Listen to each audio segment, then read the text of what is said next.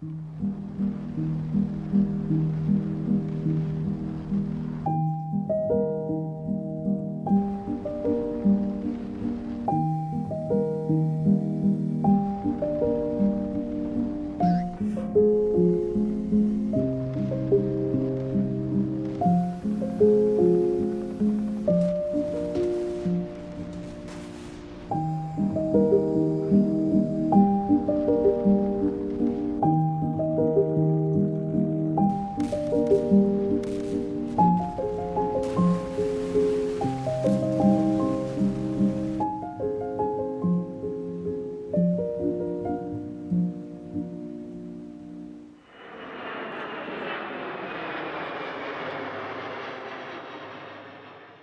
South Atlantic map has just released as early access for Digital Combat Simulator World, with scenery ranging from Chile, Argentina, and the West and East Falklands and Malvinas Islands, a move that allows DCS content creators a chance to create a new theater of war.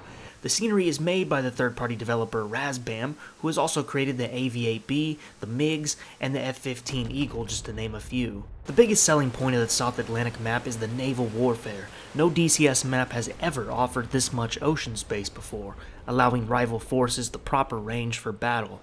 The map includes new assets to help you build these conflicts. At the time of this first look, the assets have not been released yet. Currently, there are no instant action missions available for this scenery in its default state. Some are beginning to populate on the DCS user files forum, and there are many multiplayer servers already available.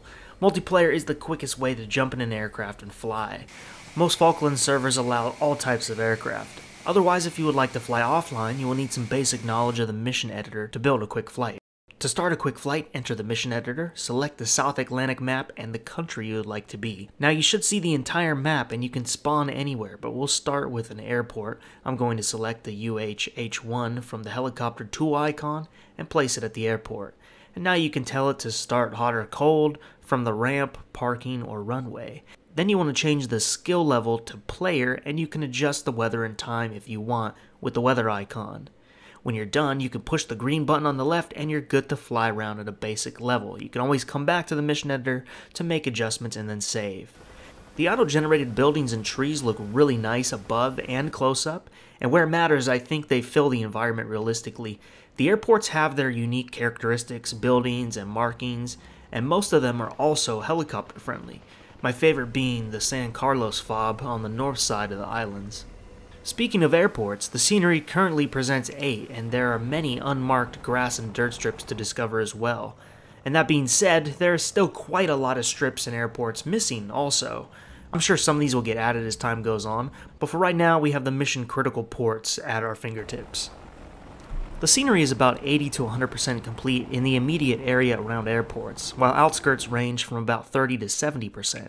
Razbam have stated they want to refine the noise map tiles, improve detail to sea cliffs, and forest tile lines. The mountains in particular still need more attention and can be hit or miss. Sometimes they look really good from above and other times blurry when flying over. Kind of reminds me of the Caucasus Mountains at times, but most of the coastal mesh is really nice to fly over, and the map will be improving over time. Right now, the Falklands Islands are the prettiest and most complete. I piloted and observed many different aircraft and situations around the map for a few days. One evening online I found a pair of L-39s flying together exploring the land, and I followed them for a while because they seemed to be on a really good route for sightseeing, and not long after 2 more aircraft joined up from the back, assuming this was 2 friends flying coordinated together, joined by another 2 who they may or may not have known. So it was really cool to already see community happening in real time on the South Atlantic. Performance has been steady for most of my experience. I've had moments where my FPS would degrade over time on a couple of servers. You do see a decrease in FPS when you get closer to airports, and this is where most of the 3D buildings are located obviously, so you do see a little bit of a hit there. During my tests I've been using a 3080 Ti and a 10700K CPU.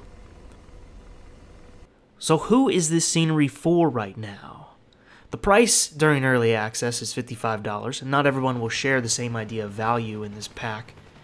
The map is going through a transition on both the developer and user end. For DCS content creators, I think this is a must-have, certainly if you specialize in naval battles.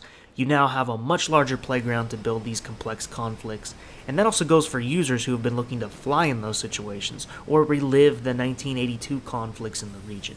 The multiplayer servers for this region are growing fast for this map. It's a new canvas for new content creators, and I think this map will bring some very creative content in the future. So remember, DCS is free to start playing. There are 2 free maps available, the Caucasus and Marianas. You can also try their entire catalog of aircraft and maps for free at your own leisure. And if you need help starting out, check out our beginner's guide.